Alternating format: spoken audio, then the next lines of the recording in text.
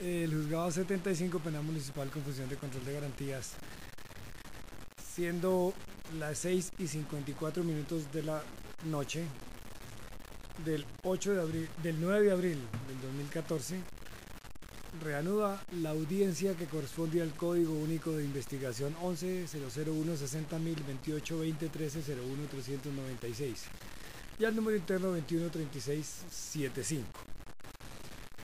Antes de continuar, veo que nos faltan algunos defensores. Doctor, creo que algo debe decirnos usted al respecto. Gracias, señor juez. Con todo el respeto lo voy a manifestar esta tarde. Hace 4 horas la doctora Diana Parra me había indicado que sirviera de suplente para efectos de representar los intereses del señor sargento Álvaro Pachón Itero hace 4 horas. Se ha comunicado ella conmigo y me dice pues que está en camino, pero para lo que ella se demore en llegar acá, pues voy a fungir como el abogado suplente de ella y le solicito pues así se me reconozca. Ella se ha comunicado conmigo, se ha manifestado su incredulidad ante la circunstancia en la que pues estamos aquí hace horas esperando que esto inicie. Entonces, en esos términos le solicito, señor juez, me reconozca por favor como apoderado suplente del señor sargento. Muchas gracias.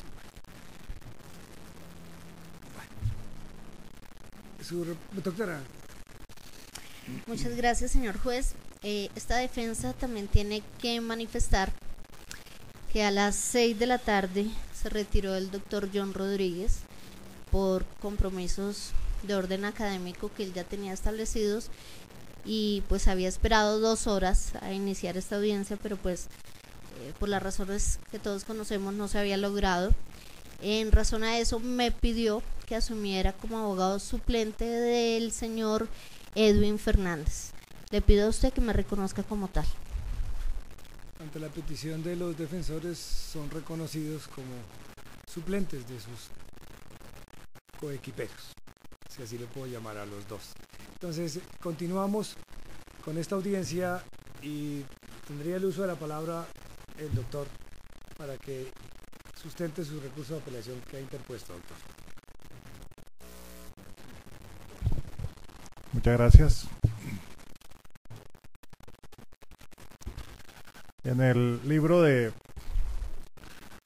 Juan Rulfo, Pedro Páramo, hay un episodio en el cual se pregunta,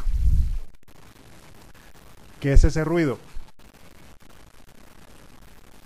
Y automáticamente viene la respuesta, es el silencio. ¿Qué es ese ruido? Es el silencio. Yo ahora, parodiando a Juan Rulfo, pregunto con respecto a la decisión, ¿qué es ese silencio? Y yo mismo me contesto, ese ruido de corazones galopantes abocados a la mudez, es decir, corazones que no tuvieron respuesta en sus peticiones. Y en esa comparación encontramos que efectivamente no tuvimos eco en el petitum de la defensa. Y no tuvimos eco porque las ondas nuestras no rebotaran en el pensamiento de las partes intervinientes y de quien decide, sino que más allá de que el tono y el timbre de la voz penetraron las esferas de pensamiento de cada persona, el ruido que se produjo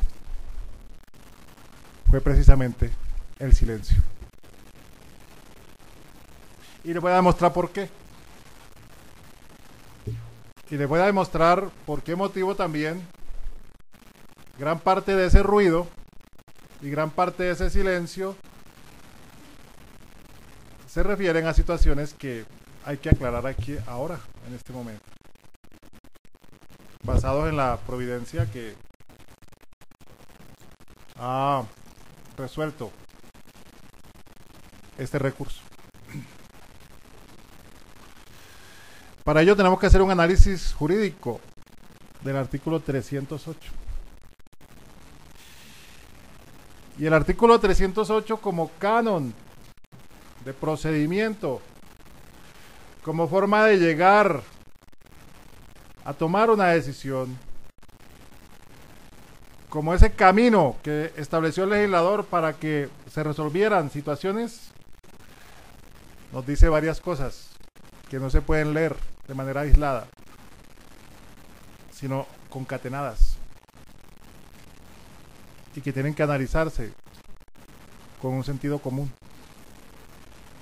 La primera, ese artículo habla de elementos materiales probatorios que han sido recogidos y asegurados. Elementos materiales probatorios sobre los cuales hay que aplicar la regla de la controversia, porque también dice que hay que permitirle a la defensa la controversia pertinente. Y entonces, aquí nos trajeron algunos elementos materiales probatorios.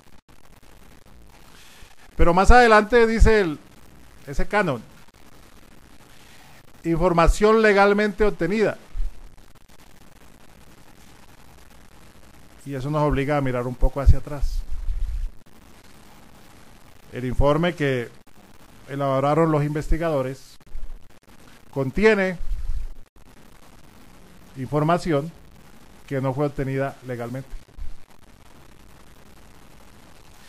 y que está condenada a futuro a no resistir los embates de la furia, entendida en términos coloquiales, de un ataque en cuanto a la legalidad por vía de la exclusión. Y volvemos al tema. ¿Por qué motivo? Independientemente de cuándo se hayan tomado entrevistas, no se puede realizar inferencias de entrevistas frente a indiciados que estuvieron desprovistos de esa coraza que permite decir: no, digo tal cosa, no renuncio al derecho de autoincriminarme y debo estar asistido por un defensor. Ese punto será uno de los grandes caballos de batalla a lo largo de esta secuencia de eventos procesales que hace algunas horas se inició con esta actuación. ¿Cómo entonces podemos hacer una inferencia razonable de algo que es ilegal? ¿Y por qué es ilegal, señor juez Acuen? Porque el artículo 360 del Código de Procedimiento Penal nos dice que esos elementos obtenidos así son ilegales. ¿Y por qué no es ilícita? No es ilícita porque no se utilizaron mecanismos de fuerza, de violencia, ni de ningún orden para obtenerlo, sino que se desconocieron parámetros que están en la ley y que no se tuvieron en cuenta. ¿Y cuáles fueron esos parámetros? Que cuando uno tiene una entrevista en policía judicial, y lo hablo con conocimiento de causa porque yo fui policía judicial, uno nunca, por lealtad, puede usar esa entrevista frente a un indiciado. Ahí está el primer punto. El informe, en su página 11, la señora fiscal hizo una lectura de la recopilación que hicieron los investigadores de lo que dijo el señor Bolívar en esa entrevista.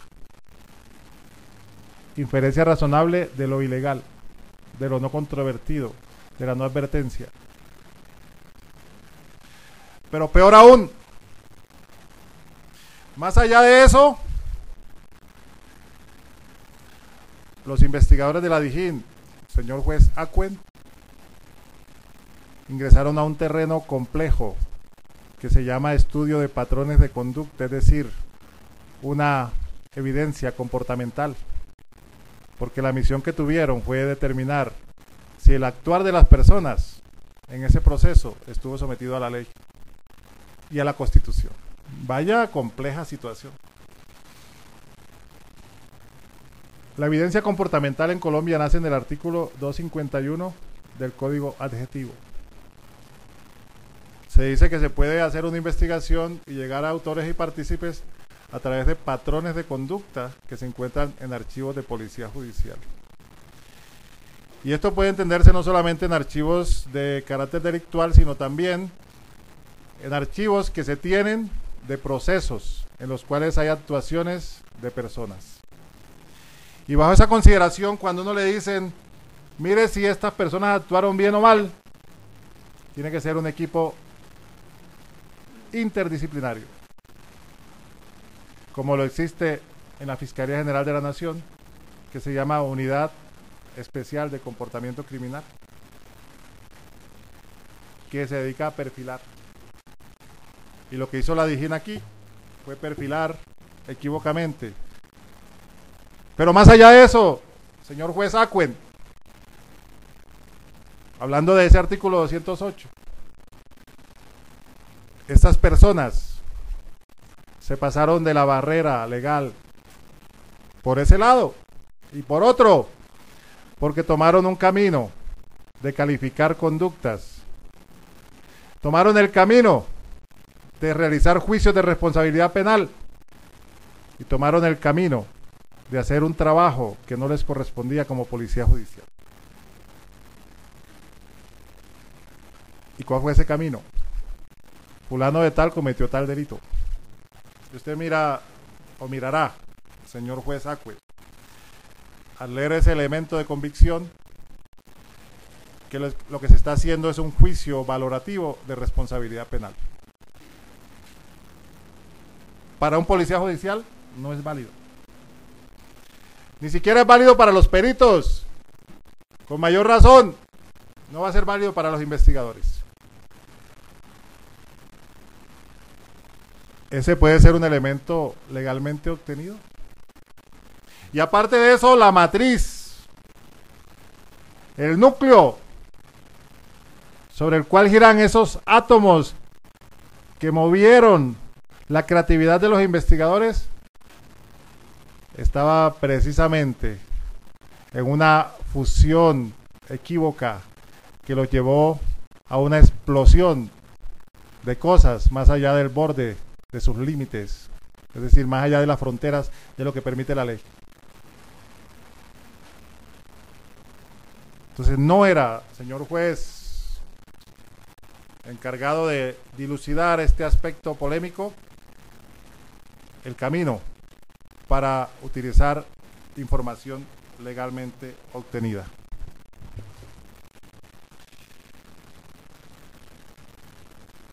Pero sigamos con el tema.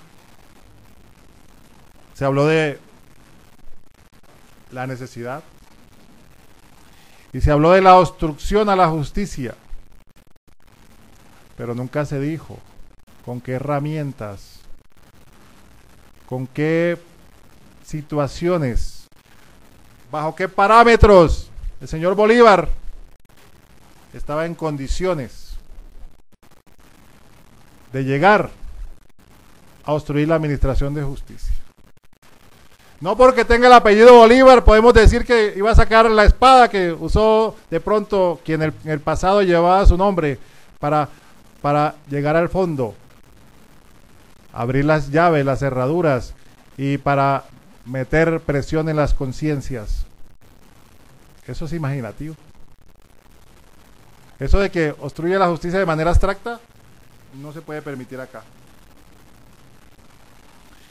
Y también se habló de que el señor Bolívar era un peligro para la sociedad. Pero eso se quedó así, anunciado, fuera de todo contexto. Y eso nos hace aterrizar de una manera abrupta, como un aparato que vuela por el espacio sin control para aterrizar violentamente sobre el artículo 313. y de ese aterrizaje violento nos quedan esas secuelas. La primera, que se puede salvar. Uno tiene que ser aquí realista, no puede uno aquí pelear cosas que tienen salidas por otros lados. Se dijo que el numeral primero, porque eran delitos de competencia de la justicia especializada. Esa fue parte de la decisión que hoy estoy planteando por vía de alzada. ¿Cuál es la trascendencia de eso? De pronto ninguna, porque estaba conectado con otro numeral. Supongamos que yo tuviera el poder de tumbar este primero. No gano nada, porque me queda el segundo, que es mucho más fuerte. Pero tengo que aclarar algo. Buscando en la raíz, en la dinámica, buscando en las propias fauces que se abren de este gran monstruo que ha devorado el derecho a la libertad de estos jóvenes, que no tienen razón uno para decir que los priva de la libertad, porque los delitos son de competencia de la justicia especializada. Pues, ¿y por qué razón? No porque esté equivocado, sino porque eso le da un margen de trascendencia para decir que es necesario, que es proporcional y que es razonable. Así no se diga. Es que la justicia especializada no lleva casos de menor envergadura. La justicia especializada no conoce chismes, ni conoce tampoco delitos como por ejemplo la injuria y la calumnia. Son delitos que tienen un gran impacto. Y cuando yo me ubico erróneamente en ese camino, estoy justificando erróneamente, porque no se trata de decir que el fiscal que vino no podía venir, porque ese no fue el tema que se planteó aquí, ni el tema que se planteará. Lo que se mira es por qué razón se dijo que era competencia de la justicia especializada cuando no lo era, pero también nos envía un mensaje de fondo tras bambalinas, como en el teatro griego, cuando los actores salían enmascarados y nació el concepto de personus, de persona, diciéndonos un mensaje detrás de bambalinas que solamente se escucha a través de esa voz. Y ese mensaje es que, como es de la justicia especializada, es necesario, es proporcional, es razonable, es adecuado y es urgente. Y con esa sola afirmación desarrollaron esos parámetros.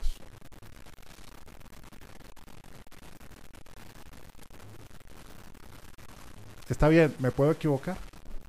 Claro, porque me dicen, no, ¿usted qué gana tomando el primero si está pegado al segundo? Claro. Pero el segundo está pegado de una manera también un poco fuera de una superficie que lo sostenga. Por ejemplo, yo trato de pegar en este vidrio una imagen que pesa más que la capacidad que tiene el pegante. Y eso pasa acá. Estoy pegando la Estatua de la Libertad al vidrio de la sala de audiencias. Y entonces, ¿cómo la pego? Me dicen, no, los delitos tienen que ser investigables de oficio. Claro, todos son investigables de oficio. Aquí no hay ningún delito querellable. Y nos dicen, deben tener un mínimo que supera los 4 años. Ayer nos dijeron que el prevaricato por omisión tenía un mínimo de 4 años. Pero hoy nos cambiaron la fórmula y nos dijeron, no, la privación ilegal de la libertad tiene un mínimo de 4 años. Y entonces nos las amarraron y concursa con este, con este, con este y con este.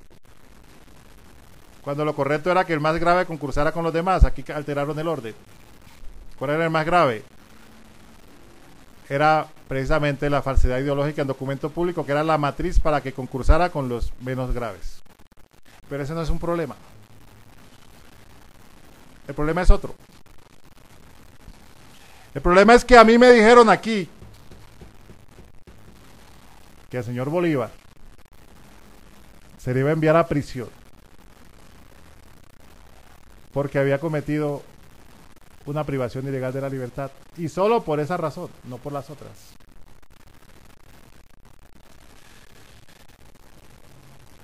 Y ayer me habían dicho otra cosa. Y hoy me dijeron, cuando hablé de actos irregulares, me dijeron, no, usted debe haberlo hecho ayer, pero ayer no se había presentado el acto irregular. Entonces me tratan de devolver en el tiempo, en una línea imaginaria, de un fenómeno al cual yo no puedo acceder. Es un reto contra lo imposible. Es como si me dijeran, vaya a la luna y revise qué hay y vuelva. Cosas imposibles de hacer en este momento. Y yo hice el viaje a la luna y busqué en el pasado. Y encontré que ayer no me dijeron eso. Y ayer me hablaron de otro tipo penal con una dosificación punitiva que no tenía. Y cuando yo había pensado hablar de eso hoy, me encontré con un ingrediente nuevo, un delito nuevo con un mismo quantum punitivo que no se había comentado ayer.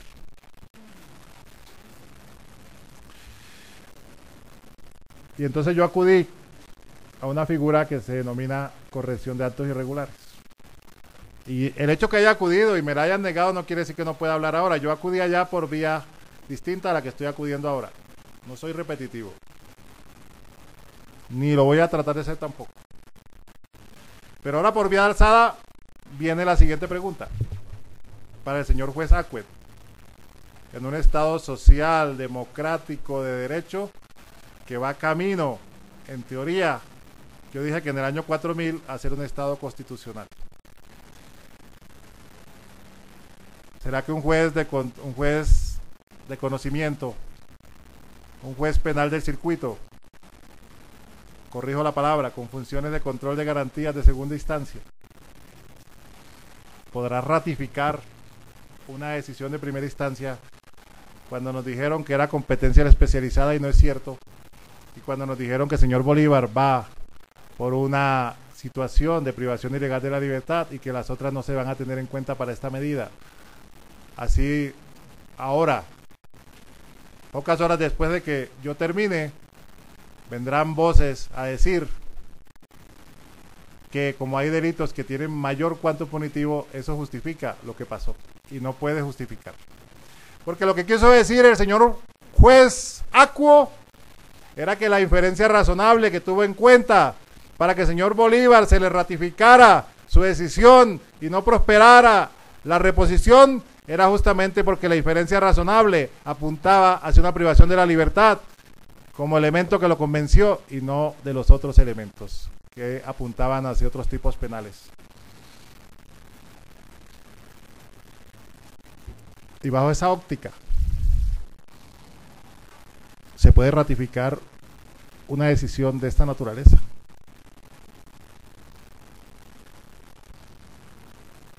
Si estamos en este estado que va camino a un estado constitucional, seguramente no va a pasar. Pero ¿por qué teníamos que esperar que llegara el caso a la vuelta de 2 meses ante un juez penal del circuito para que se resolviera este dilema que pudo haberse resuelto hoy?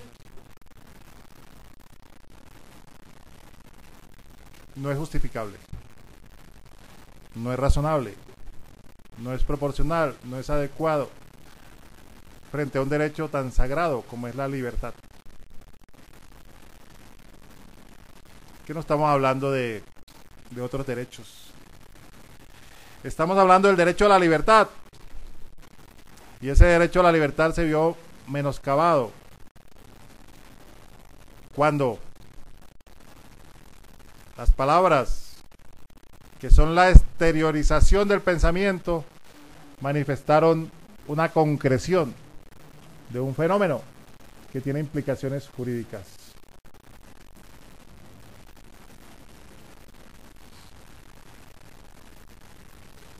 Y el señor juez hizo una serie de consideraciones sobre esos temas,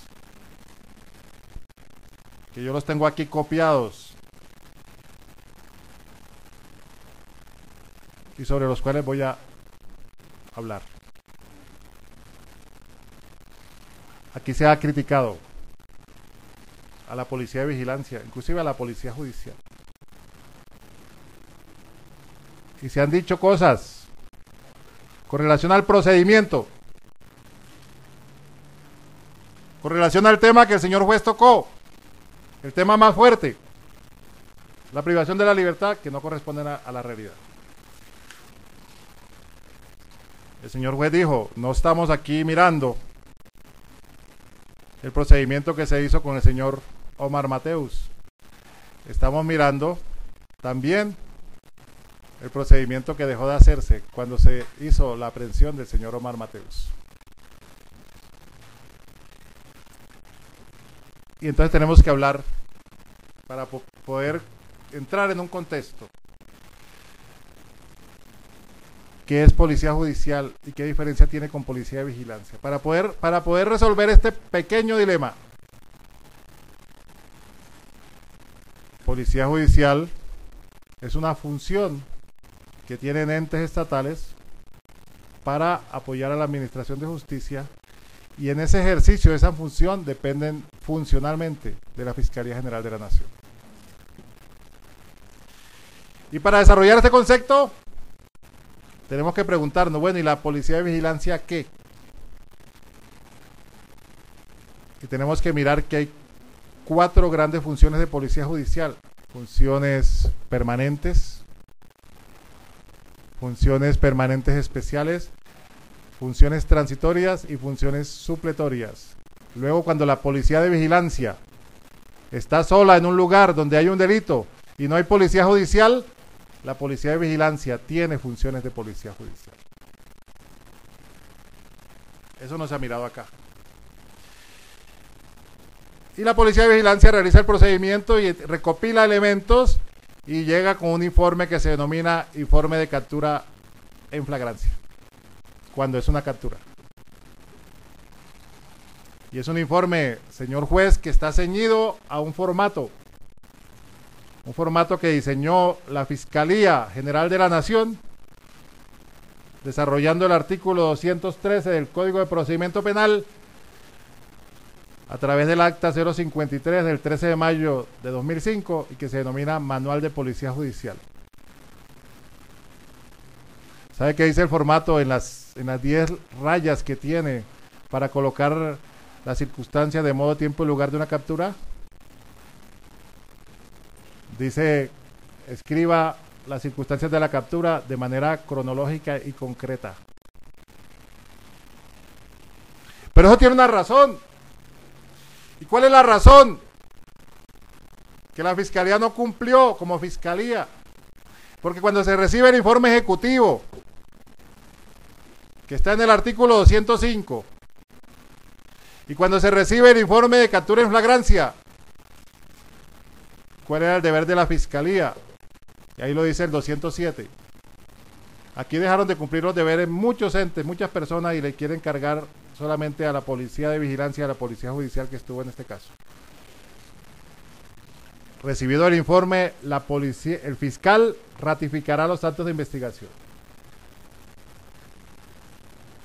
¿Cuál era el deber de la Fiscalía? Recibió el informe, venga para acá, señores de policía de vigilancia, dígame cómo fue el procedimiento, qué elementos encontraron, esto está bien hecho, esto está mal hecho, y no lo hicieron. Y solo varios días después empezaron a adelantar una serie de situaciones que eran propias del momento. Eran propias del programa metodológico y no las hicieron en su momento. Y es cuando empiezan a violar derechos y garantías fundamentales. Porque ya quienes iban a esas entrevistas estaban en calidad de indiciados. Y empezaron a mezclarse las historias, honorable juez Acuet. Y hoy se nos ha dicho acá también, y puedo tomar nota de lo que se dijo, porque se dijo en desarrollo de un punto que se manejó en esta audiencia. que estamos apuntando hacia un crimen. ¿De cuándo a dónde los suicidios son crímenes? ¿Acaso un suicidio fallido puede ser sancionado por la ley? Si fuera crimen, admitiría la tentativa.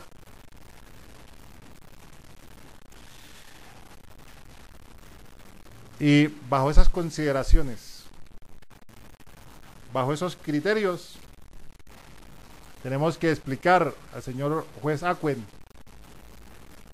que en investigación criminal solamente hay 5 maneras de morir: homicidio, suicidio, accidente, indeterminada y natural.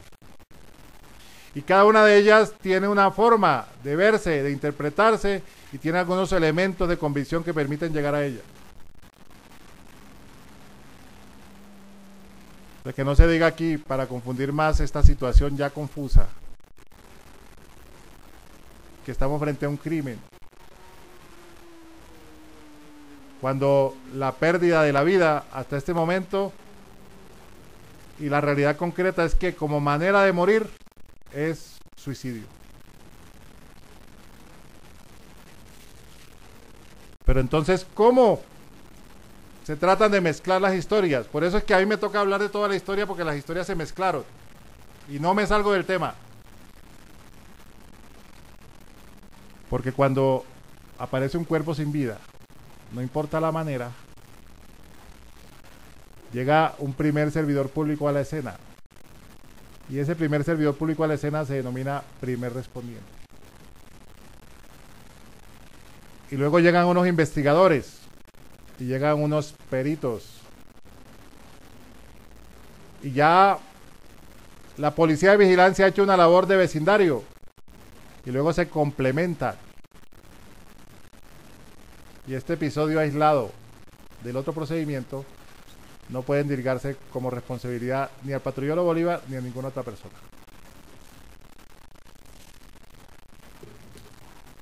Y entonces vienen unos métodos de búsqueda en espiral, en franjas, por zona, radial, circular, cuadrícula alfanumérica, punto a punto. Y vienen fijaciones videográfica, topográfica, descriptiva y fotográfica. Y hay fotografía de filiación, plano general, plano medio, primer plano, primerísimo plano, sábana de pertenencia, sábana de elementos materiales exploratorios y evidencia física y panorámica. Y todo eso corresponde a un trabajo de policía judicial.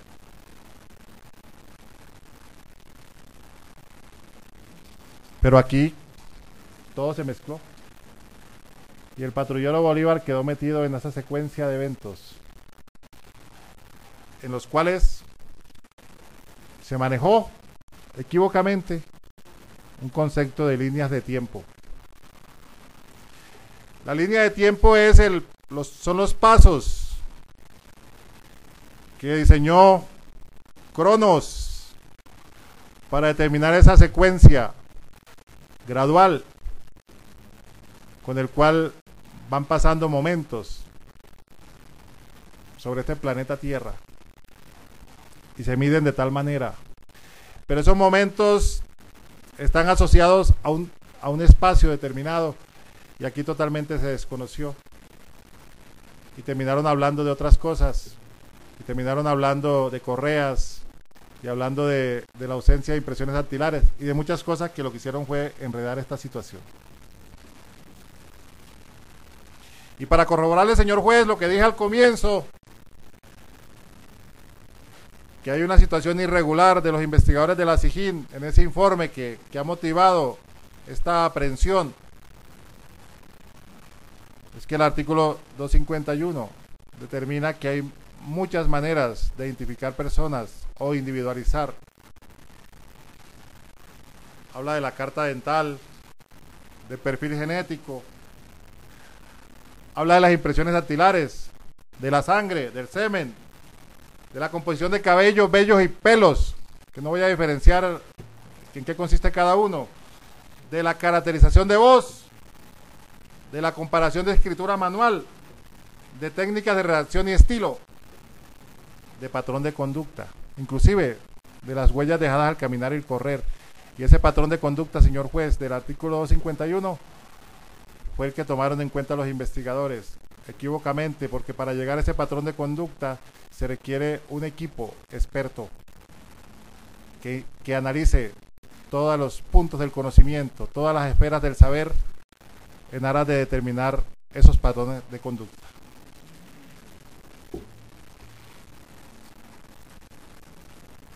Y para concatenar, para relacionar lo que se dijo esta mañana, se habló de cosas que se omitieron, que no se dijeron, pero no se tuvo en cuenta el tema de la cadena de custodia y de sus 7 principios. Entonces se habló también de que una munición se cambió, que unos proveedores estaban en manos de uno y no del otro, pero las reglas de cadena de custodia no se tuvieron en cuenta acá. Los 7 principios: identidad, integridad, preservación, continuidad, seguridad, registro y almacenamiento. ¿Cómo probamos que cuando se hizo la revista de la munición, en esos 2 días no se presentaron cambios? Y bajo esa óptica, el señor juez resolvió la situación. Y entonces, comparando lo del día de ayer con el día de hoy, que son 2 cosas distintas, ayer se dijo que el delito era prevaricato por omisión con respecto al patrullero Bolívar. Y también se habló del ocultamiento de la información. Y se tuvo en cuenta el tema de las imágenes del castillo y del audio de la policía.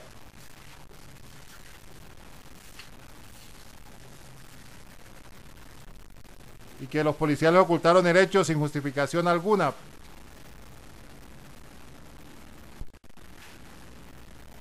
Pero hoy, el libreto al cual yo me enfrento por vía de alzada viene con aspectos muy distintos. Y los aspectos distintos son además equivocados.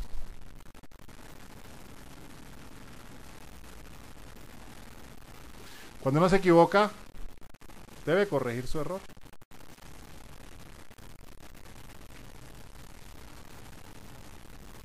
A mí me mandaron hace poco una frase por internet que me llamó la atención. Me dice: el error es el portal que abre los senderos del conocimiento, porque uno a través del error se puede dar cuenta que se equivocó y puede proyectarse mejor. Y aquí hubo un gran error. Y ese error no tenía un tratamiento distinto que la libertad. Pero como no lo tuvo hoy, tampoco lo puede perder a futuro.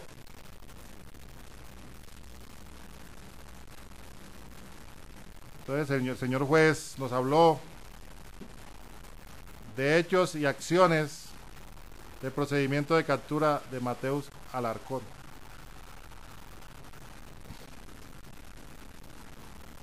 Pero todo asociado a una privación ilegal de la libertad. Todo asociado a una privación ilegal de la libertad que no sabemos tampoco de dónde sale.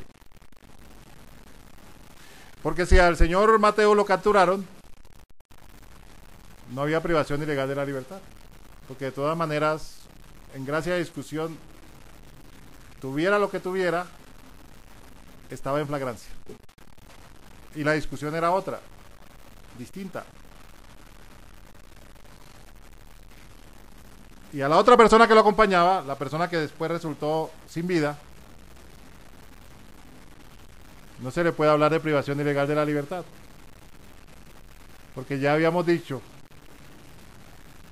que la Policía Nacional, es decir, la Policía de Vigilancia, en virtud al Código de Policía de Bogotá, puede realizar conducciones cuando hay situaciones que afecten a una persona y cuando hay situaciones de grave excitación. Y lo que hizo la patrulla fue sacar a un ciudadano de un medio convulso y llevarlo a un lugar más seguro. Eso de modo alguno no puede catalogarse como una privación ilegal de la libertad.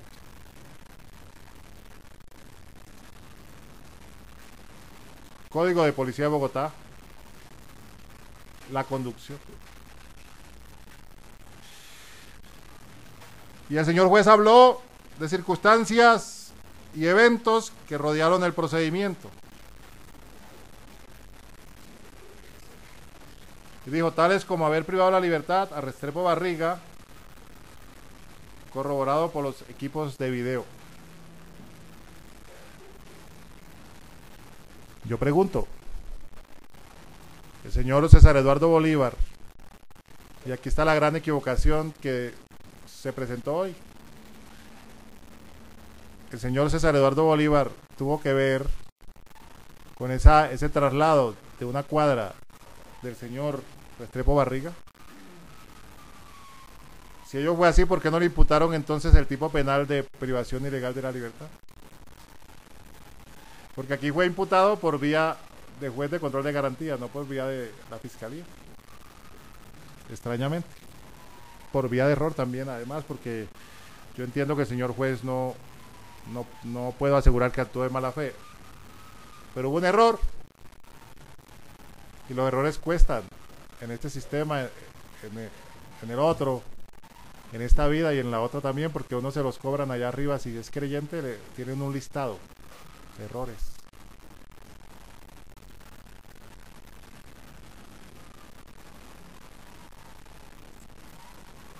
Y entonces se nos justifica, no solamente se nos dice, sino se nos justifica con una argumentación equivocada. Aparte, genérica.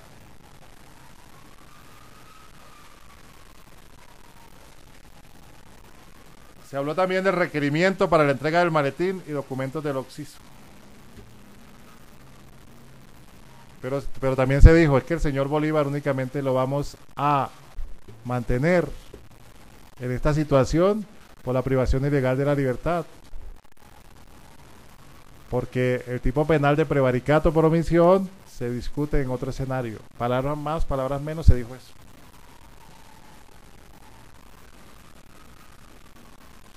También dijo el señor juez que no dieron a conocer los motivos por los cuales no fue judicializado.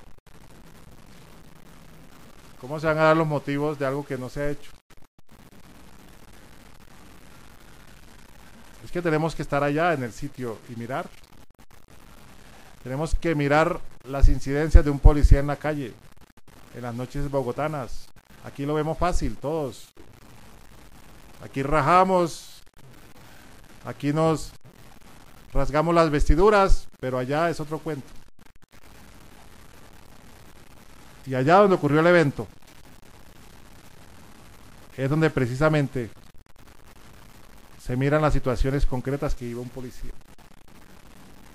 Una información que llega, persona que está disparando, un grupo de personas que lo está asediando, y ahí se presenta una privación de la libertad, legalmente. Y se presenta un ciudadano que pide ayuda, pero que no queda claridad qué tipo de ayuda es. La ayuda es que le resuelvan un problema que tiene, que legalmente la policía no puede resolver. Es que podemos decir que esta persona determinó suicidarse porque la policía no le quiso ayudar devolviéndole un arma que había entregado irregularmente a otra persona. Nadie, ni después de la muerte, respetando a la familia y a las víctimas, ni aún después de la muerte, hay un principio en derecho que dice: nadie puede beneficiarse de sus propios errores. Y los errores en vida, ¿cuáles fueron? Haber entregado un arma a una persona, porque las armas son personales e intransferibles. Si se va a condenar a unos policías a futuro, y si se les priva de la libertad, como se ha hecho en este momento, por una razón de que no quisieron salirse de sus límites y colaborarle a una persona que se había colocado fuera de la ley, y que para lo cual tampoco había flagrancia para capturarla porque se había colocado fuera de la ley antes, y tampoco la policía tenía la lupa mágica para determinar que esa pistola ahí, en ese momento, era de la Fiscalía General de la Nación. No tenía los medios.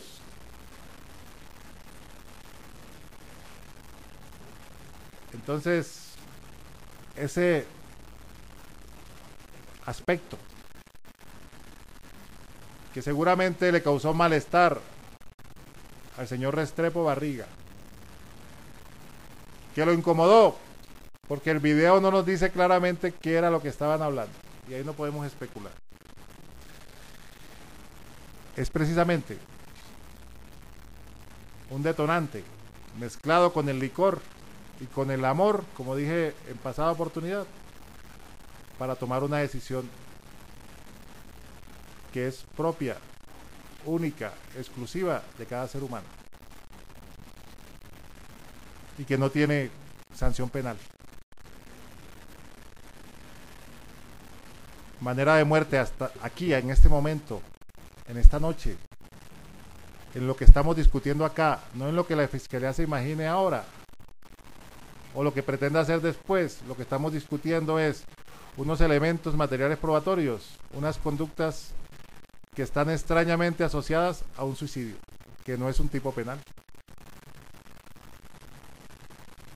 Eso es un problema legal.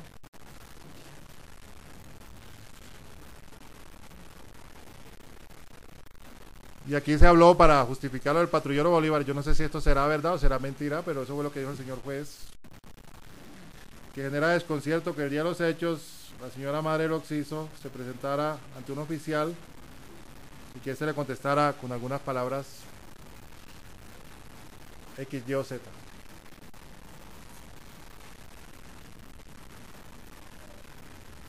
¿Eso nos puede hablar de privación ilegal de la libertad?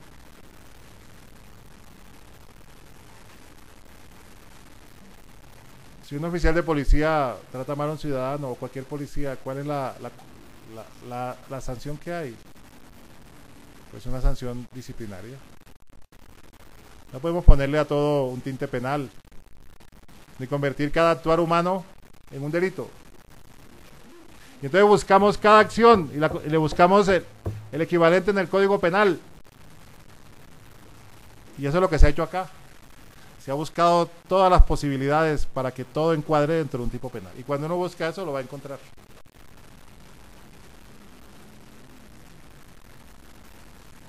Pero aceptemos que sí ocurrió así. Aceptemos que a la señora se le dijo tal cosa. Pero entonces el patrullero Bolívar, ¿qué tiene que ver con eso? ¿Hay comunicabilidad de circunstancias? A mí me parece que no. Y no es que me parece, sino que no. No hay relación. Es que ¿cómo se establecen las relaciones? A través de puntos coincidentes.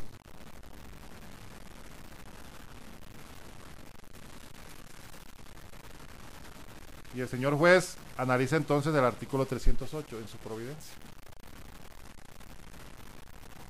Y dijo textualmente, hechos, eventos y acciones que los indiciados omitieron. Volvió a tocar el tema. Y como lo volvió a tocar, yo lo vuelvo a tocar otra vez. Y nadie me puede parar porque no me estoy saliendo del tema. Ni estoy repitiendo hechos ni nada.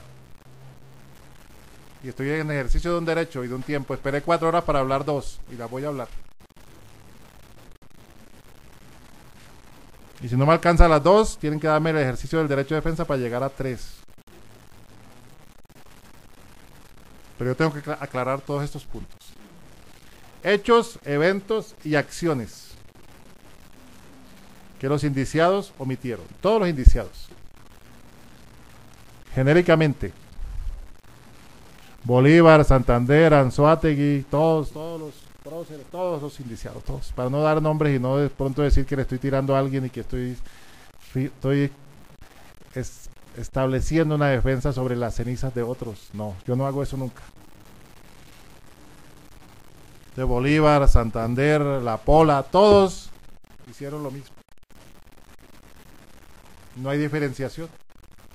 La Madre Monte, la tía Julia, todos hicieron lo mismo. Hechos, ¿cuáles? Hecho 1, hecho 2, hecho 3, hecho 4. Me quedé esperando ansiosamente.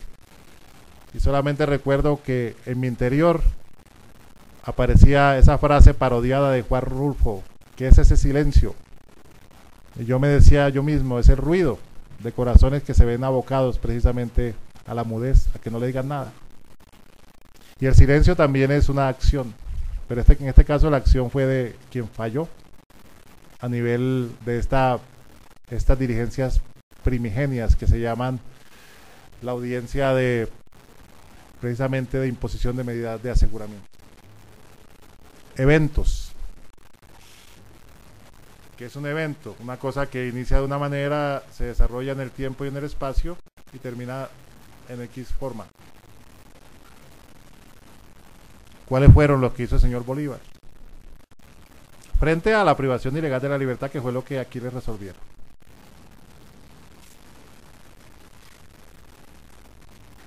Eventos.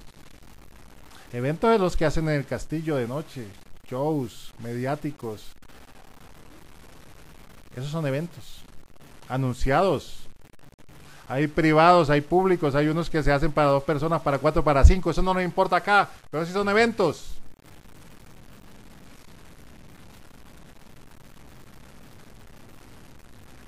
Esos son eventos.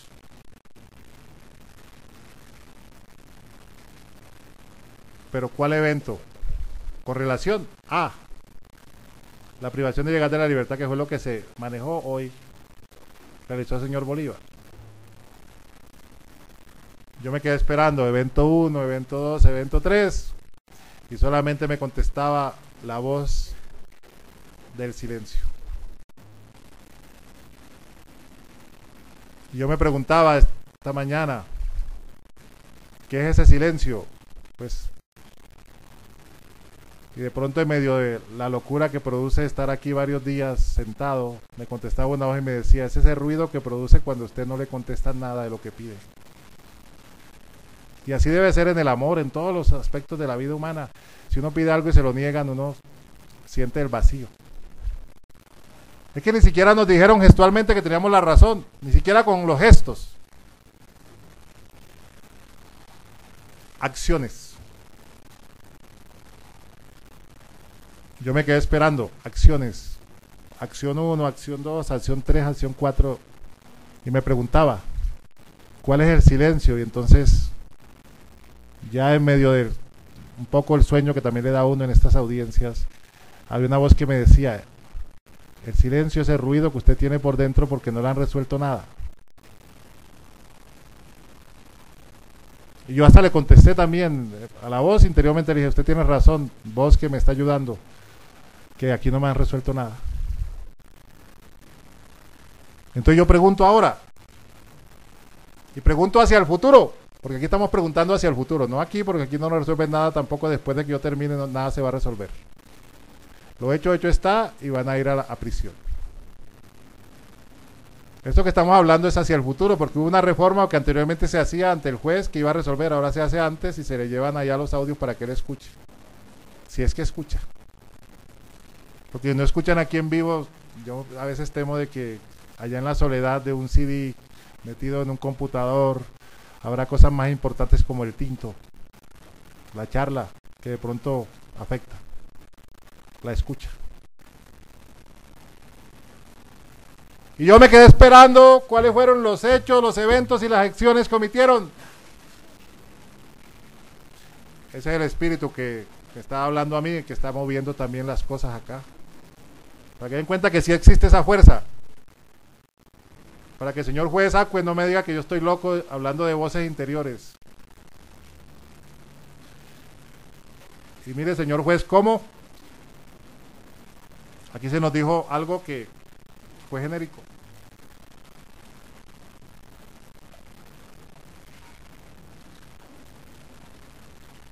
Y el señor patrullero Bolívar tenía el derecho.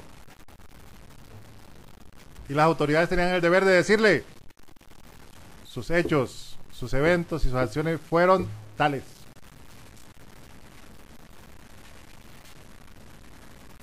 Pero más adelante el señor juez nos dice un hecho. Y el hecho de no capturarlo y judicializarlo, ese es uno. Un hecho para Bolívar. Y omitir dicha información a la fiscalía, para Bolívar también.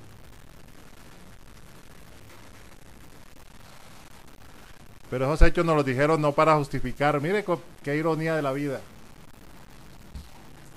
No nos los dijeron para justificar la privación ilegal de la libertad, sino para sugerir, aquí lo dice, hace concluir que los mismos pueden obstruir la acción, la administración de justicia. No la acción, sino la administración.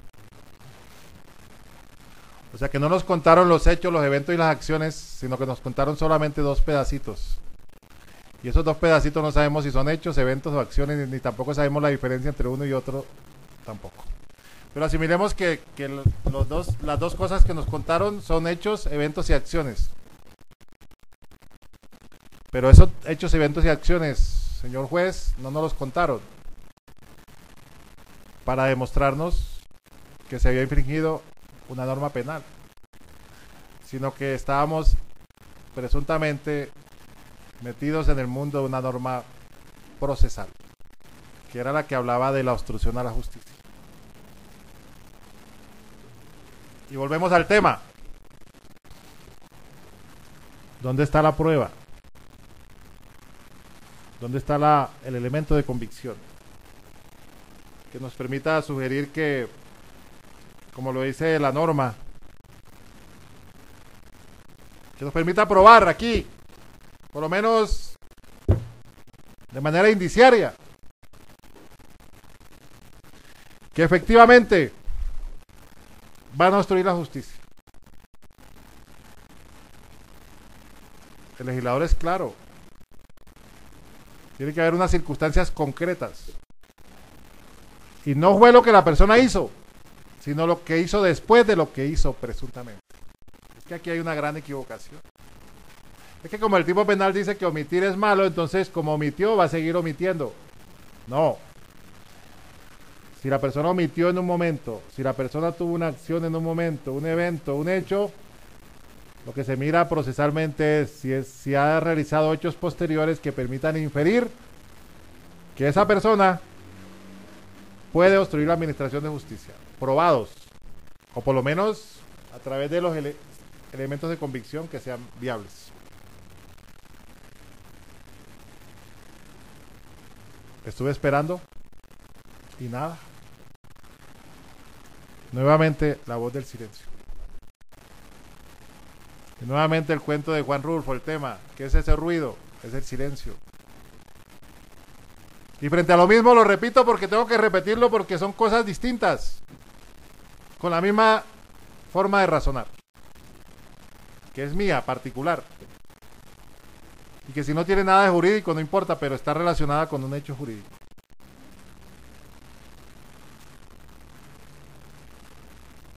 Y el señor juez dijo que la imputación fue por cuenta de la fiscalía. Claro, eso lo sabemos nosotros. La imputación fue por cuenta de la fiscalía. Bien o mal hecha, fue por cuenta de la fiscalía.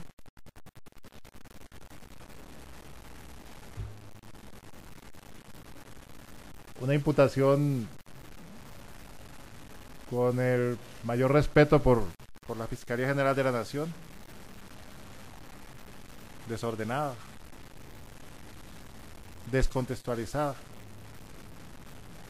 Y obviamente el señor fiscal que aquí nos acompaña no debería, como dice uno coloquialmente, pagar los platos rotos de ese desorden que hubo acá. Pero hay que decirlo. Hay que decirlo, y fue desordenada, desorganizada, nefasta. A tal punto, señor fiscal, que dijeron que cambiar una munición era una destrucción de documento público. Esa es una aberración jurídica.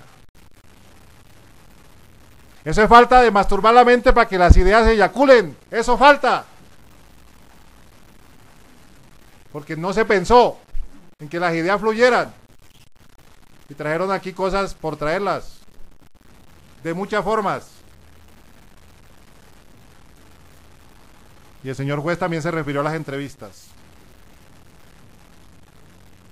Y nos dijo algo. Una moción de orden, señor juez, ¿es tan amable? Sí, doctor.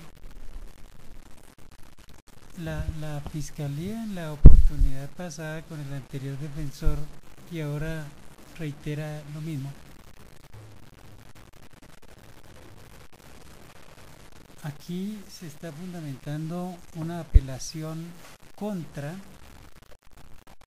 la medida de aseguramiento. Ese es el tema. Pero el defensor, con todo el respeto, porque pues, es el ejercicio de la defensa, pero lo que ataca es la imputación. Que la imputación fue desordenada, desorganizada. Eso nada tiene que ver con el tema objeto de la apelación. Claro, pues es un discurso defensivo, respetabilísimo, pero está desmarcado del tema de la impugnación. El tema de la impugnación es la medida de aseguramiento y no la imputación que se hizo. Si ello es así, la fiscalía tiene que volver a hacer esa moción de orden, señor juez. Señor defensor, le rogaría, con su amplio entender, tomar en cuenta la insinuación que acaba de hacer la fiscalía, doctor. Sí, señor juez, yo discrepo un poco de lo que dice el señor fiscal, porque para atacar un tema que tiene que ver con una decisión, tengo que mirar los factores que llevaron a esa decisión. Y la misma fiscal que le antecedió a usted dijo que esto todo era lo mismo y que se podía tocar todo al mismo tiempo. Yo estoy siguiendo lo que ella nos enseñó, que eran 3 audiencias concentradas y se podía tocar un tema de una para otra y de otra para otra. Es decir, se podía hacer una mezcla, se podía hacer un trío compactado. Eso nos dijo ella aquí. Yo estoy siguiendo el ejemplo, señor fiscal, y si no, reclámele a ella, por favor. Pero yo acato la insinuación del señor juez y voy a centrarme, pero voy a ser más profundo y más incisivo. Dijo el señor juez que las entrevistas nunca se rindieron en calidad de indiciado. Ese es tema de la reposición. No lo dijo la fiscalía, lo dijo el señor juez. Pero las entrevistas no las hizo el señor juez, entonces ¿a dónde tengo que ir yo? A la fiscalía. Me van a impedir que vaya a la fiscalía porque el señor juez dijo que él no hizo la imputación. Yo le creo porque él no la hizo, pero tampoco hizo las entrevistas. ¿A dónde me voy? ¿Al espacio sideral? ¿A flotar en la atmósfera? No, tengo que irme a la fiscalía. Y a la fiscalía a través de un equipo que se llama Policía Judicial, del cual la fiscalía es jefe funcional. Y no me pueden callar.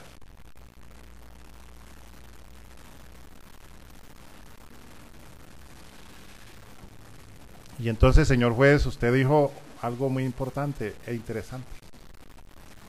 Por eso yo me tomo el trabajo de tomar nota cuando hablan los jueces. No cuando hablan los vecinos, ni cuando habla la señora de los tintos, sino cuando hablan los jueces. Tomo nota. Porque a veces sube más el velón que el dueño de la olla. Y entonces aquí estoy hablando del señor juez, que fue el que habló, y le dije, señor juez, mire, usted me dijo que las entrevistas no se tomaron en calidad de indiciados. Entonces la pregunta que nos hacemos, que también se hizo el señor representante del Ministerio Público. Si yo tomo una entrevista, en cualquier calidad, así sean actos de ratificación de informes, cuando yo noto, por cualquier medio, que la persona tiene el carácter de indiciado, tengo que sacarla por lealtad. Y si quiero ratificar lo que dijo en la entrevista, entonces lo llamo a interrogatorio, a ver si quiere renunciar a 2 derechos. Guardar silencio y no autoincriminarse.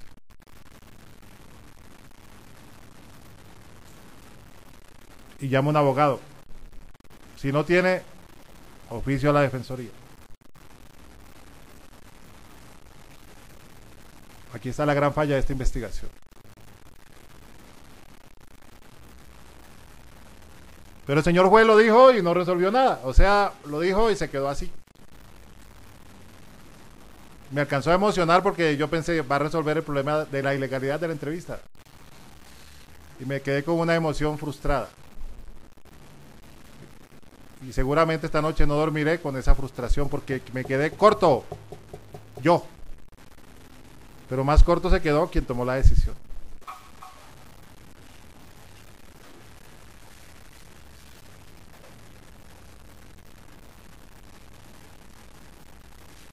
También se dijo que ello, o sea, lo de las entrevistas no tiene nada que ver con lo que se discute en esta audiencia. ¿Cómo no va a tener nada que ver? Si es que la inferencia razonable, ¿cómo se construye? Página 11 del informe. El señor Bolívar dijo tal cosa, el señor Bolívar dijo la otra cosa. Inferencia razonable, ¿de dónde salió? La inferencia razonable, y esto fue tema de la medida de aseguramiento, no de la imputación. Entonces no me van aquí a colgar de los cabellos porque estoy diciendo esto. Esto fue de la medida de aseguramiento. ¿De dónde salió eso? De la lectura del informe. Y ahí lo dice. Porque esto que se manejó aquí para solicitar la medida fue la lectura de un informe que habían hecho unos policías judiciales y la fiscalía lo que hizo fue leerlo. Ni siquiera lo comentó, lo leyó textualmente. Es la primera vez que yo veo que una fiscal lee un texto que le hace la policía judicial sin modificaciones.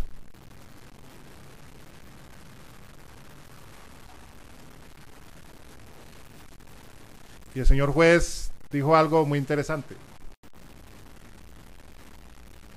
Que el prevaricato por omisión no es el momento procesal para hablar de él. Entonces tampoco se habló de la inferencia razonable del prevaricato por omisión. Ayer se había dicho que el prevaricato por omisión era el punto central para que el patrullero Bolívar fuera a prisión. En 24 horas hubo una metamorfosis.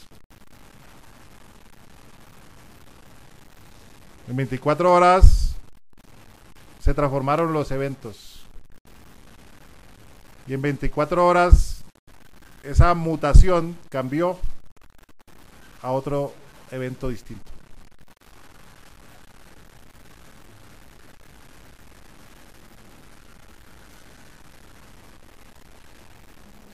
Y entonces el señor juez también nos dijo que el motivo para privar de la libertad, cuando habló del señor Bolívar, César Eduardo Bolívar, porque esta vez el señor juez citó persona por persona. Dijo textualmente, yo lo tomé así. Su medida de aseguramiento es por privación ilegal de la libertad y no por las demás conductas. O sea que a las demás conductas no se les hizo inferencia razonable, señor juez, en este momento que estamos acudiendo acá por vía de alzada. Usted le hizo una inferencia razonable solamente a la privación ilegal de la libertad, que el patrullero Bolívar no había sido objeto de la imputación. Y entonces tenemos que tocar otra vez el tema de la imputación, porque entonces ¿cómo me quedo yo corto en este asunto? Pero como no puedo tocar el tema de la imputación, entonces me toca aceptar que le imputaron privación ilegal de la libertad. Pues no se le imputaron.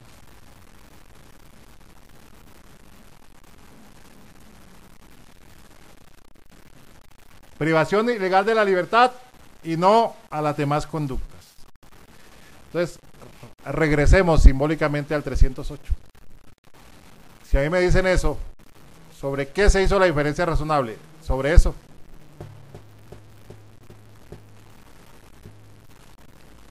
Sobre eso.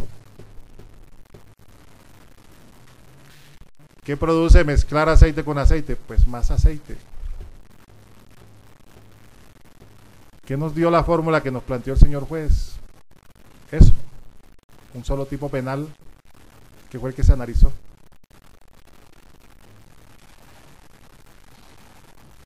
Y yo le pregunto al superior encargado de esta decisión, ¿cómo me obligan a mí ahora, en 2 horas de intervención, a justificar un tipo penal sobre el cual no se hizo ninguna imputación? Necesariamente me toca volver a la imputación para revisar eso. Pero como aquí se me ha cuestionado por parte del distinguido fiscal, no le voy a amargar este rato que queda y voy a referirme a que no se imputó de manera genérica para no volver a la imputación.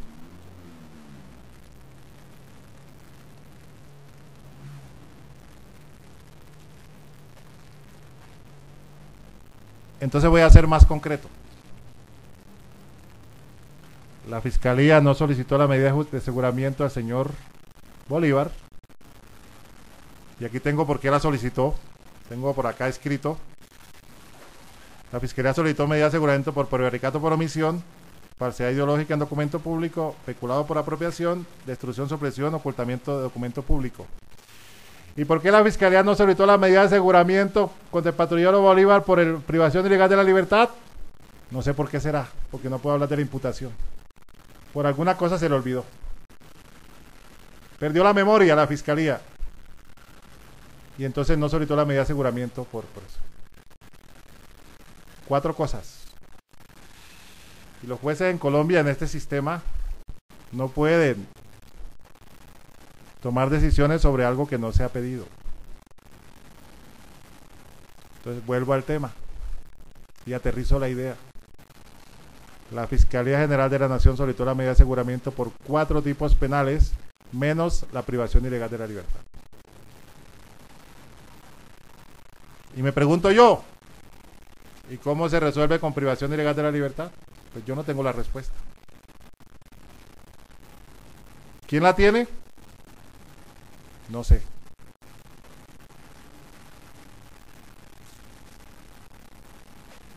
No sé quién la tendrá, pero alguien debe tenerla. No sé si por vía de apelación, de tutela, de algún mecanismo, alguna cosa alguien tiene que decir, esto tuvo una falla. Una falla estructural, una falla geológica jurídica que la pone a temblar. Es como coger los códigos y rebasarlos, irse por un código propio. De pronto mi lenguaje es un poco atrevido y a veces fuerte, pero es mi estilo.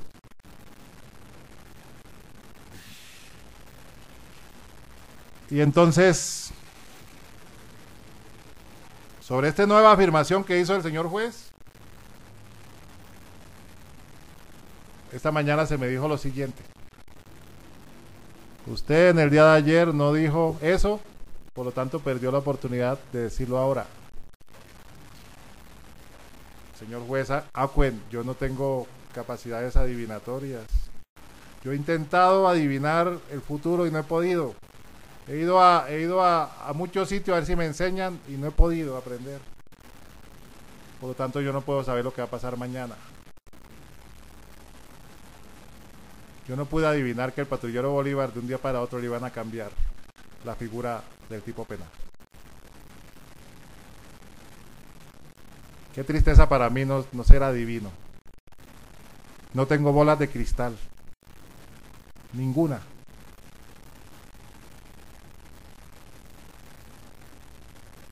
Y entonces, ¿cómo me van a decir que yo ya ayer tuve el tiempo suficiente para intervenir y no lo hice?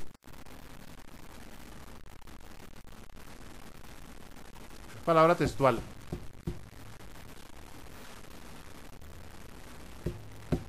Como dicen los latinos, dijeron los latinos que ya no existe ese lenguaje de latín, pues, como una lengua viva.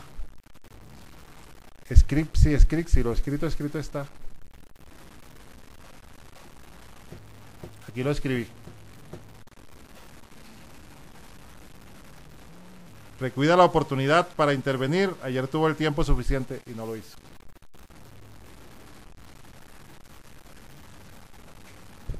¿Sabe qué me dijeron? Porque usted no adivinó que eso iba a pasar y ayer lo hubiera dicho. Y si yo adivino lo que va a pasar, hoy no hubiera ocurrido.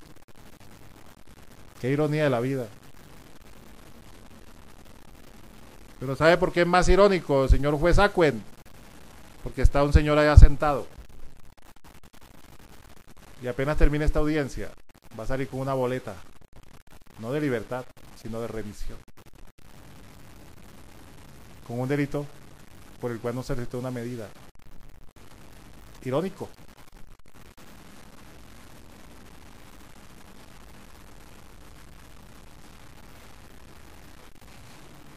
Es como coger este código, señor juez Acuen, que usted no me va a ver, por eso lo voy a escribir. No sé si aquí estarán filmando, ¿no? Haciendo fijaciones videográficas.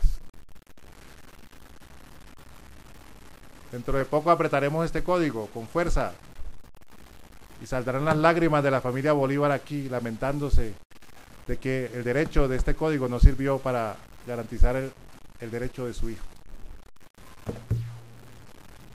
Eso es triste, doloroso, angustiante, fuerte. Y luego el sistema con tendencia acusatoria no era para humanizar la justicia. No dijo el artículo 295 que la privación de la libertad era una excepción.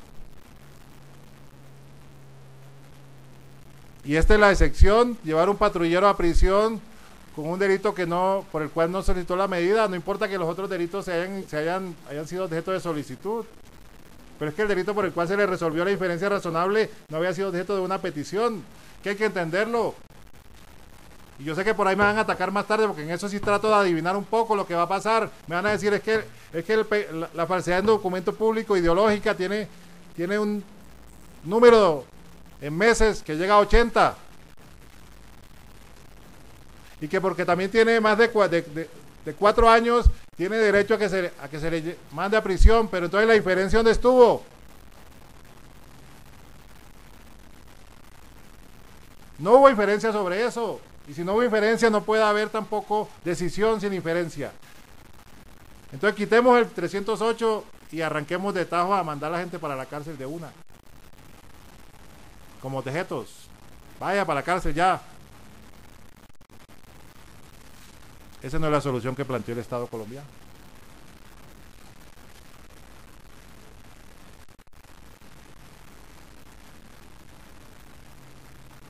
Y entonces, este fue el primer punto de mi discusión.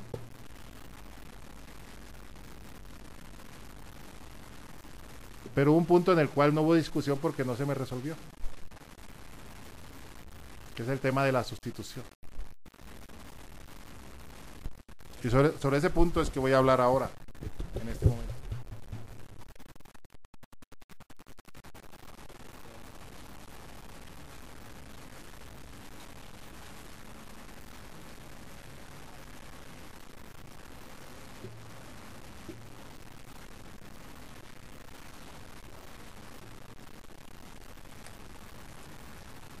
Esta defensa planteó 2 peticiones. Y 2 es más que 1. Y esta defensa propuso unos argumentos.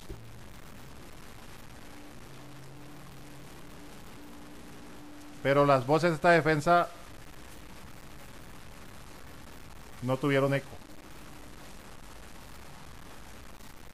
Y la respuesta fue el ruido del silencio. Pero ¿cómo lo planteó la defensa? Porque yo no puedo discutir lo que no se ha decidido. Yo tengo que acudir a lo que yo planteé. Yo dije, como quiera que la norma, el canon 1709, nos habla de que son 8 años como requisito objetivo. Y no hay ninguna prohibición frente a estos tipos penales que están en discusión en este momento. Por esa razón dije, como petición subsidiaria, la sustitución en el lugar de residencia. Pero el señor juez tal vez me entendió mal y dijo, no, yo tomo la medida de aseguramiento. Claro, había que tomar la medida de aseguramiento si esa era la razón, pero había que decir, y ahora me voy a pronunciar sobre la segunda petición. Y le voy a decir por qué, señor juez Acuen. A veces es muy duro hablar uno frente a una figura que no existe, porque este sistema tiene un principio que se llama inmediación. Entonces están hablando frente a un juez que no existe. Y eso es bastante difícil a veces. Le quita emoción y fuerza a un argumento. Yo estoy hablando hacia alguien que no sé quién es ni sé dónde está. A mí me parece un grave error de la norma, pero ese no es el tema que voy a discutir. Pero estoy hablando frente a un fantasma. Usando un término también coloquial, además sin demeritar la acción de los jueces. Estoy hablándole aquí a un micrófono que le va a llevar la voz a un juez. Entonces yo le pido a este micrófono que me lleve esta voz al juez que va a escucharla en algún momento del tiempo futuro. Yo planteé un problema y no se me resolvió. Entonces le pido, resuélvamelo. Satisfágame la petición. No por satisfacerme a mí, sino por satisfacer las exigencias del derecho.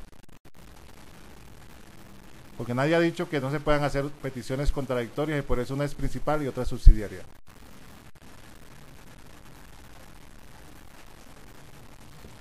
Y también hablé de los requisitos del artículo 314.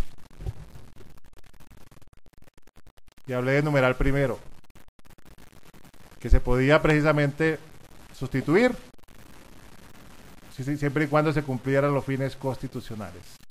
Y salté al artículo 296. Y me quedé un buen rato ahí. 296.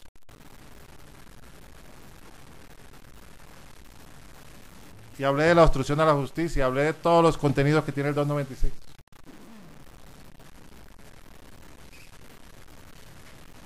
Y nadie me respondió.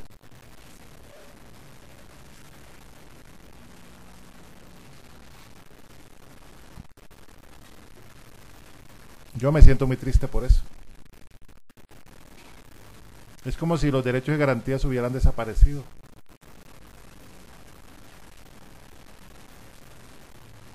Y me acuerdo que en la primera vez que intervine hablé de esos tests que hay de proporcionalidad, de razonabilidad.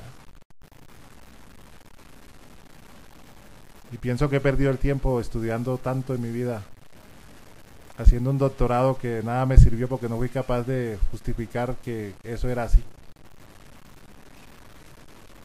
O tal vez lo que me enseñaron en la universidad de pronto cambió ayer y hoy.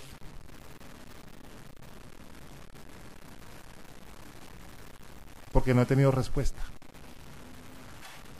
Porque así como hay derechos de las víctimas que son muy respetables, también hay derechos del señor Bolívar. Y yo digo que son muy respetables porque yo también represento víctimas en procesos, sé cómo es la responsabilidad de las víctimas. Represento a las víctimas contra la Policía Nacional en el caso del coronel Aldana, en el caso de la muerte de la cadete de la escuela, en el caso del teniente Gamboa, para citar un ejemplo, sin salirme del tema, como para resaltar la importancia de las víctimas, pero también la importancia de un procesado, de un indiciado. Pongamos la balanza y juguemos con ella, pero juguemos con la balanza, pero no con la libertad. Cuando yo hago una propuesta seria como la que yo hice y no se me resuelve, se está jugando no con la balanza, sino con la libertad.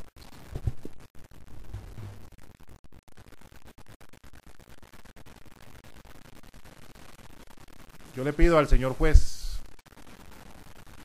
Acuen que tenga en cuenta estas situaciones. Que tenga en cuenta lo expresado por esta defensa. Que tenga en cuenta que eso no se ha resuelto y que se debe resolver.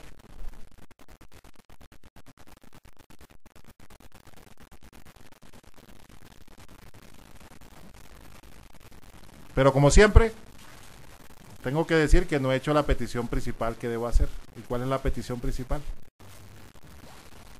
Pues que el juez superior revoque la decisión que ha tomado el señor juez 75 de control de garantías,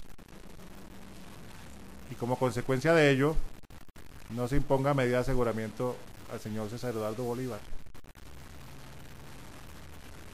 y que si eso no es atendido se me resuelva subsidiariamente la sustitución de la detención preventiva intramural por la privación de la libertad en su lugar de residencia. Y que tenga en cuenta los argumentos que se plantearon al momento de la solicitud, porque no se han resuelto.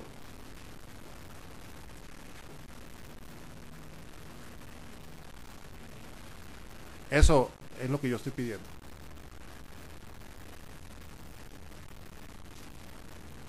Como ya lo pedí, por respeto a la audiencia, por respeto al señor juez, a los presentes, por las largas jornadas que hemos vivido, voy a parar aquí ahora en este momento.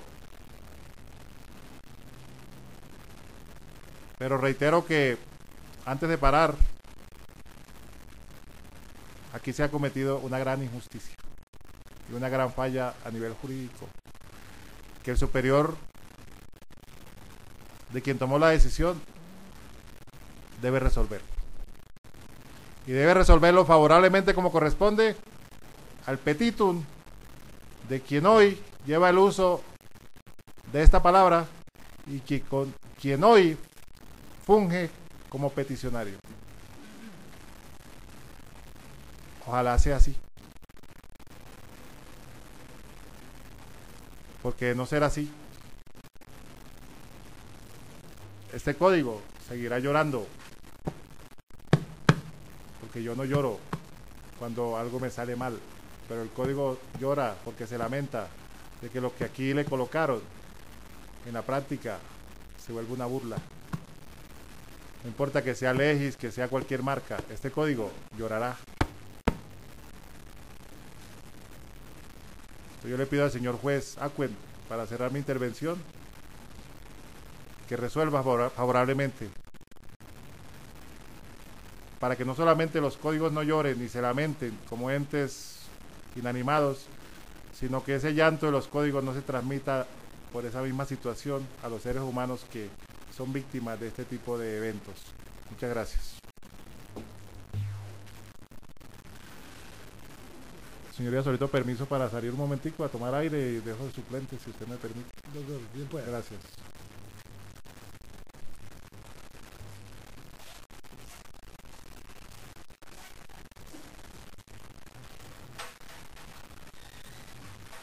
De los recursos que se acaban de interponer y sus sendas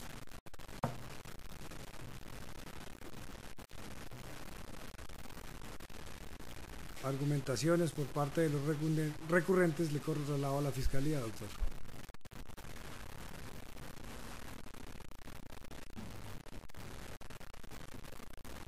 La Fiscalía no es recurrente, señor juez.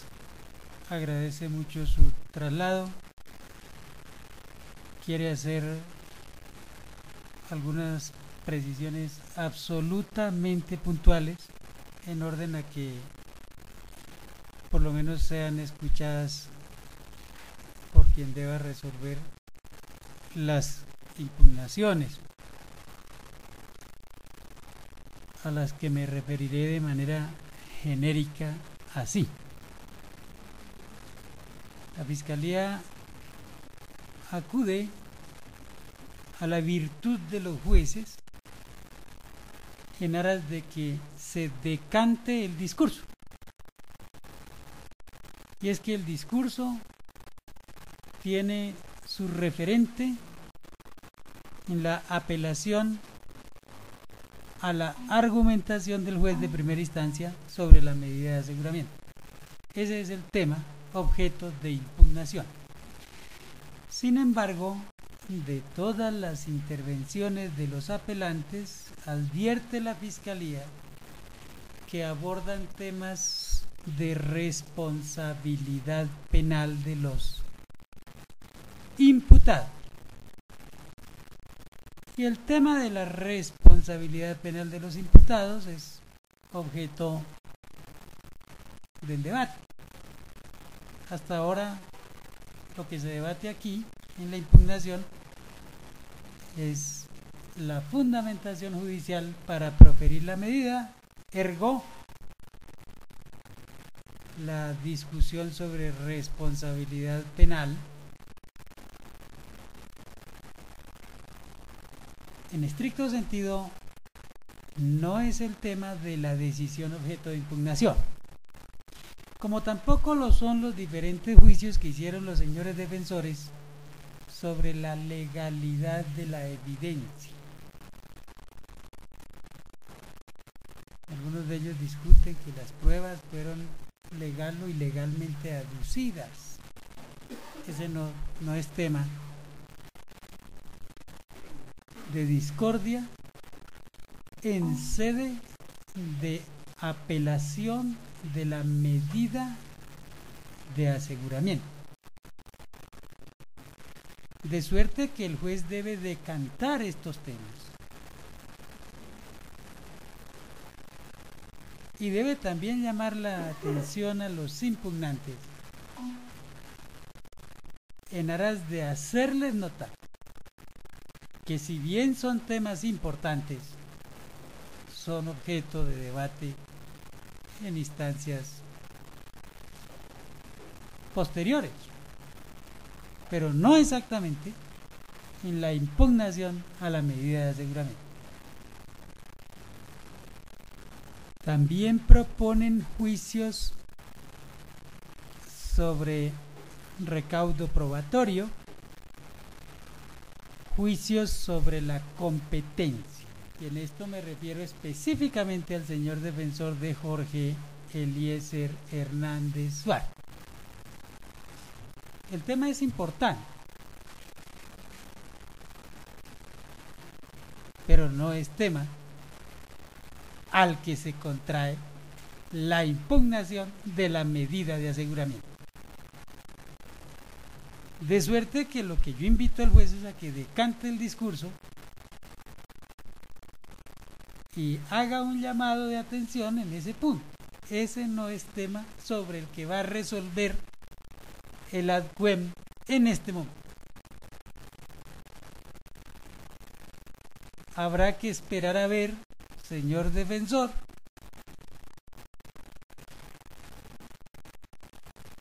porque esa llave sí debe quedar abierta, pero no la resuelve el juez que resuelve la impugnación sobre la medida de aseguramiento. Ese es el llamado para que sencillamente se haga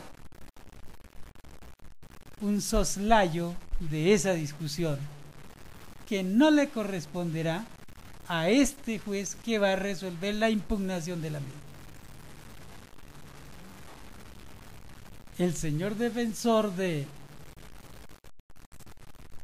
César Eduardo Bolívar González propone igualmente temas importantes, sí, pero que desbordan la naturaleza del alegato y a veces dejan a los jueces por lo persuasivo que parezca el discurso, lo dejan sin fundamentar, porque este discurso es concreto aquí y ahora.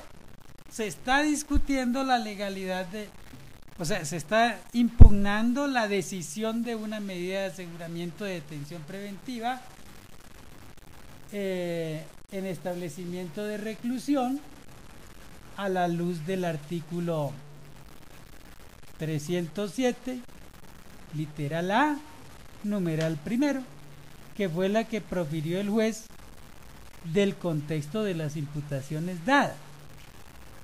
Detención preventiva en establecimiento de reclusión contra Jaime Andrés González, Edwin Fernández, Jorge Eliezer Hernández y César Eduardo Bolívar. Entonces, bien, el defensor de Bolívar propone juicios sobre la tipicidad y propone hipótesis alternativas a los hechos. Alega que José Darío Restrepo Barriga no murió por un homicidio, sino que eventualmente se suicidó. Bueno, pero ¿y eso qué tiene que ver con la medida de aseguramiento? Nada. Desnaturalizó el discurso, propuso hipótesis fácticas que no le dicen nada al juez que debe resolver la impugnación de la medida de aseguramiento.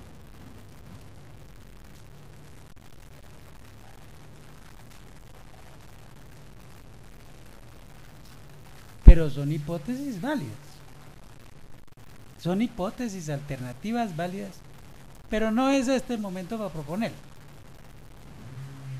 Desnaturaliza el discurso. Y él, con la esperanza fincada en que el juez de segunda instancia le diga eventualmente que sí, que fue un suicidio. Pero el juez de segunda instancia se rige por el principio de limitación y lo primero que va a hacer es, bueno, me pregunto qué me impugnan, la medida de aseguramiento. Entonces ahí está limitado. Luego, el defensor no tenía tanta libertad para abordar cuanto tema se le ocurra, porque las reglas de juego procesal tienen que respetarlas todos los intervinientes, inclusive el defensor, los defensores. De manera que los juicios sobre la tipicidad o hipótesis alternativas que sugieran hechos, pruebas que den cuenta de una tipicidad que ni siquiera fue imputada homicidio,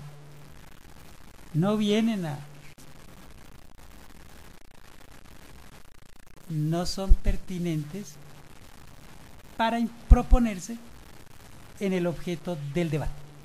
Impugnación a una decisión por virtud de la cual el juez de primera instancia, el juez de garantías, impuso una medida de aseguramiento de detención preventiva en establecimiento de reclusión a la luz del artículo 307, literal A, numeral 1. Ese es el tema. Todo lo demás desborda la naturaleza de la legalidad. La Fiscalía no tiene ningún otro comentario, señor juez.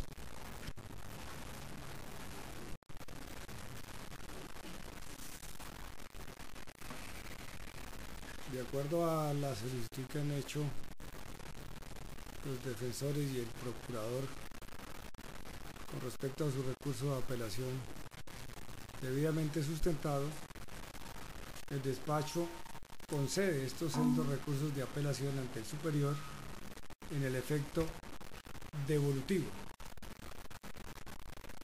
y no siendo otro el objeto de la presente audiencia, siendo las 8:33 de la noche del 9 de abril de 2014, se da por terminada.